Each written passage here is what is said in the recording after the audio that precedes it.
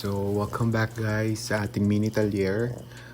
Today, tuturuan ko kayo kung paano magbukas ng inyong Hot Wheels gamit ang drill bits. Dito, gagamitin natin ay dalawang klaseng drill bit, isang maliit at saka isang malaki. Para sa maliit na drill bit, pwede tayo gumamit ng 1:16 na size or 5:64. At sa malaki naman, pwede tayong gumamit ng 9:64 at 5:32 na drill size. Dito, makikita nyo, ang drill size na hawak ko ay 5:32. Ito ang gagamitin natin pang open ng rivet or pang tanggal ng rivet. Medyo blurry, pero yan ang gagamitin natin. At itong maliit na nakakabit na. So, ingat tayo sa paggamit nito. Ayan. So, dito, meron tayong dalawang klaseng pagbukas na gagawin. Ang una nating gagawin ay ito. Gagawa tayo ng pilot hole sa gamit ang maliit na drill bit. Tapos, gagamitin natin yung malaking drill bit para matanggal yung head ng rivet. Ang pangalawa ay pwede na natin gamitin rekta ang drill bit na to sa pagtanggal ng rivet. So, papakita ko yun sa inyo. Dito, merong pangatlo pero hindi ko natuturo yun kasi medyo matagal na proseso yun eh. Iniinit pa yun eh. Kumbaga, iinitin mo to ng soldering gun para matanggal yung plastic sa ilalim nang hindi tinatanggal yung rivet. So, dalawang method lang papakita ko. I-drill natin to, tsaka dito sa isa, yung rektang malaki na. So, ito na. Gagamit tayo ng maliit na size ng drill bit. Mga ganito kalalim. Tapos dito, lalagyan natin ng tape dyan para meron tayong guide at hindi tayo lumagpas dito sa Hot Wheels ng hood. And so, ingat tayo kasi medyo delicates pagka lumagpas. Mabubutas yung Hot Wheels. So ngayon, tetapean natin siya gamit ang masking tape. Meron akong assistant dito, makulit. Teka lang, tetapean natin to ha. Ito na yung tape. So yan, maglalagay tayo ng hindi naman sobrang lalim. Yung siguro sakto lang na para dun sa screw na gagamitin natin para maklose siya. Pero hindi muna natin gagawin yun. Papakita ko lang kung paano nyo matatanggal siya using the drill that we have. So ngayon gagawa tayong pilot hole. Lalagyan natin ito ng guide tape para hindi lumagpas ang ating pag-drill doon sa rivet ng ating Hot Wheels. Game, simulan na natin. Out of focus guys. Pero yan, low cost budget tayo eh. Yan.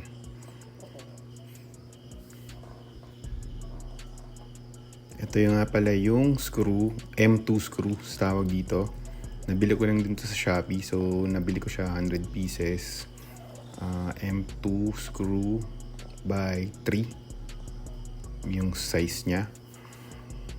Ayan yung pwede natin ilagay pag natanggal na natin. So, ngayon, magagawa na tayo ng pilot hole. So, maraming barena ang maririnig natin dito. Ayan. So, wag natin masyadong madaliin kasi pwedeng mabali yung drill. Yung pang drill natin eh. Siguro nakadalawang bali na ako. So, babagalan ko siya sa simula. Tapos pag medyo lumalim na, saka ko siya bibilisan. Ayan. Sana may fast forward tong ginagawa natin. Pero for the sake of the video, ayan. Okay. Medyo malalim na. Kita nyo. At medyo bumibilis na yung pag-drill ko dito. Medyo makalat lang siya sa umpisa. Pero masasanay din kayo.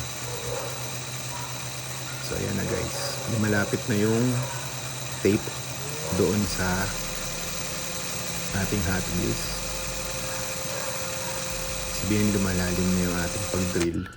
At ayan. Silipin natin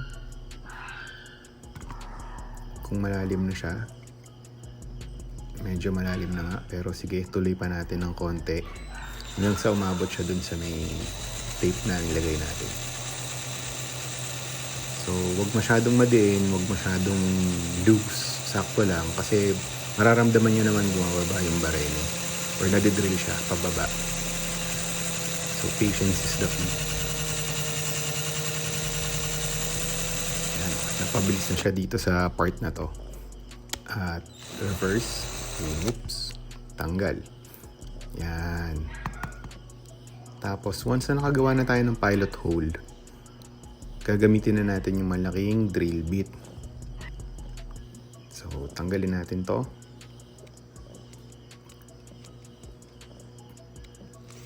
Bam!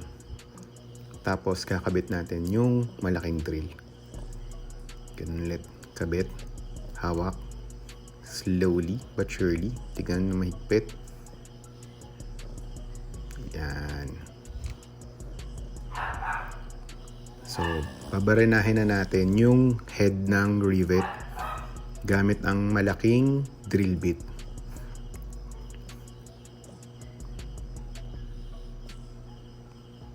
Medyo madumi na, no? Ayan, no? Ayan yung mga abo ng rivet natin. So, didrill na natin siya. Medyo dito sa part na to, hindi na gaano dudulas yun dahil meron na tayong guide hole. So, mukhang malinis ang mangyayari sa pag-drill natin dito sa unang style na pag-drill at pag-open ng Hot Wheels. Ayan, makikita mo, may, may mahabang parang tingga. Once na lumabas yun, or parang may nag-pop, yun na yung sign na natanggal mo yung parang washer niya. So, kasi may washer yun, tapos rivet, tapos mako-compress siya. So, makita mo yun dyan. Parang merong washer na natanggal, na na-drill. So, yan. Okay na tong part na to. Ngayon, yung isa naman, dito, yung sa harap. This time, yung recta method. Tignan natin kung anong mas magandang kalalabasan. So, sa recta method, ayan na, medyo walang drill guide, kaya medyo mahihirapan tayo sa video na to or sa part na to. Drill tayo, medyo gagalaw-galaw siya ng konti. Pero matatanggal nyo pa rin yung rivet head sa point na to. Medyo natagalan lang ako kasi hindi ko siya matansya. Pero natanggal din natin yan. So mamaya makikita nyo yung difference ng na-drill siya ng maliit versus sa recta na malaki ang gamit natin. So magdidrill pa rin ako dito. Medyo hindi pa natatanggal yung hinahanap kong washer. Ayan. So once na natanggal na yan, makikita mo naman na halos parang pantay na at nandun na sa base. Magpa-pop na lang yan, katulad nitong sa likod. Nag-pop tong sa likod. Yung sa harap medyo mahirap. Nahirapan ako, kaya nag-drill pa ako ng konti. Yan, di-drill natin ulit. Yan. Drill pa. Yan. Kasi hindi siya pumantay dahil di tayo nag-pilot. So, tignan natin kung matatanggal na siya sa point na to. So, yung likod umaangat na. Yung harap, medyo umaangat na siya. Pero ayaw pa niya bumigay dahil nakaharang pa siya dun sa plastic. So, babarena pa tayo ulit. At mararamdaman natin yun. Makikita mo naman pag sagad na or sakto na siya dun sa may plastic. At kita naman natin sa abo na wala namang plastic na nadadamay sa drill natin. So, bakal lang talaga yung natatanggal. Or yung rivet lang talaga yung natatanggal. So, yan. Feeling ko natanggal na siya dito sa video na to. There we go. Ayan, nag-pop na siya. Medyo masikip lang yung harap ng Lamborghini talaga na casting. Pero matatanggal din yan. Makikita natin dito sa video. Yun. So, nag-pop out na siya. At makikita na natin kung alin ang mas malinis na pag-drill. Ito yung loob ng Lambo. Ito yung salamin. Aalis na natin siya. At, ayan. Kita mo. Malinis yung nasa likod. Yung unang may pilot hole. Yung pangalawa natin na gawa. Ito. Medyo may uka-uka pa. Hindi siya kasing ganda nung first try natin na meron tayong pilot hole. So, tatanggalin ko yan using the long nose para lang malinis natin at walang nakaharang dun sa plastic mamaya ng base ng ating Hot Wheels pagkakabit natin. So, linisin natin yan, alisin natin. Kung may panliha tayo, lihayin natin. Pero, for the sake of this video, approve, natanggal na natin using dalawang klaseng method. Dito, tatanggalin natin yung gulong, papalitan natin ng bagong gulong. Para dito sa style na to, hindi na tayo magkakabit ng axle. Rekta tanggal na ng lumang gulong at palit ng bagong gulong. So, yung axle nung nabili natin gulong, hindi na natin kailangan putulin sa gitna para magkabit ng axle at makabit yung gulong. Dito, tatanggalin natin yung gitna. Yan, luluwagan lang natin yan. Once na maluwag na yan, pwede tayo kumuha ng gulong na gusto natin. So, dispose natin yung lumang gulong at kabit natin ang bago. So, ito, manghihiram na naman tayo ng gulong sa ibang sasakyan. Hiram tayo sa Honda Civic natin. Medyo maganda ang gulong na to. Parang BBS style, Euro version. See, umiikot ang gulong at nakiklip pa rin naman siya. So, okay siya. Ayan, lagyan natin sa harap. Nakita mo na ang lumang Lamborghini. Magmumukhang maganda siya dahil nalagyan ng bagong sapatos. So, kakabit na natin. Ito, yung salamin. Tapos yung casting, yung ibabaw ng casting.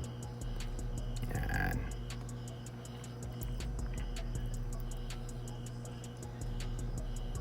Luma na to eh. Sa pamangkin ko pa tong Hot Wheels na to. Pamana sa akin. Yan. Meron na siyang bagong gulong. Bagong sasakyan na naman siya. O isa na naman siyang magandang sasakyan. So once it's popped back in, it looks mighty fine with its new shoes. Pwede mo na siya ulit itabi doon sa magaganda nating sasakyan. Wow, maandar, di ba guys? Ibig sabihin, successful. Pwede na natin tabi dito sa mga Ferrari natin, sa mga exotic cars natin na wheel swap. Di ba ang ganda? Okay. So, sana nagustuhan yung video na to. Sana may natutunan kayo sa pagbarena. Next time, tuturuan ko kayo paano magtornilyo.